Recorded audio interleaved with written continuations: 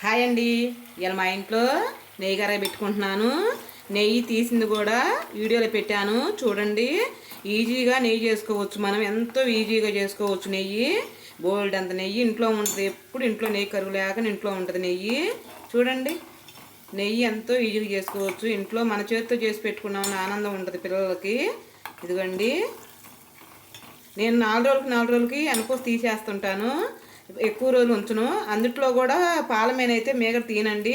పిల్లల వరకు ఒక పక్కన తోడు పెట్టి లీటర్ పోపించుకుంటాను. పిల్లల వరకు ఒక పక్కన పెట్టేసి ఈ మిగతా అది పెరుగుకి తీసినప్పుడు పక్కన పెట్టేస్తే దాంట్లో వచ్చిన మేగడేనండి. ఇది బాగా వస్తుందండి నిజంగా. ఫ్రిడ్జ్లో పెడతాం కదా, ఫ్రిడ్జ్లో పెట్టి పక్కన పెట్టేస్తే ఒక గంట ముందర, ఒక గంట మనం వేసుకుంటామనే ముందర ఒక గంట తీసి పక్కన పెట్టుకోవాలి. ఈజీగా వచ్చేస్తుంది మనకి. ఇదిగోండి, నెయ్యి అయితే కరిగింది చూడండి. నెయ్యి అయితే కరిగింది.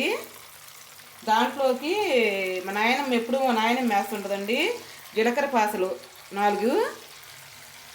అంటే మనకు నిల్వ ఉన్న స్మెల్ రాకుండా ఉంటుందని చెప్పి మా నాయనమ్మ ఎప్పుడు అంటుంటుంది నాతో.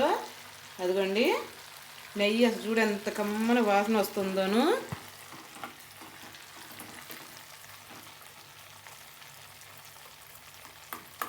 కరిగిపోయింది చూడండి. స్టవ్ ఆపేసుకుందాం ఇంకా, ఎందుకంటే మరి మాడింది అనుకో బాగోదు, నల్లగా ఉంటుంది. అదిగోండి, నెయ్యి మటుకి గుమాయించి కొడుతుందండి, మామూలుగా రావద్దు. ఇల్లంతా వస్తుంటుంది, ఆ కాసేపు పక్క ఇళ్ళకి కూడా వస్తుంది.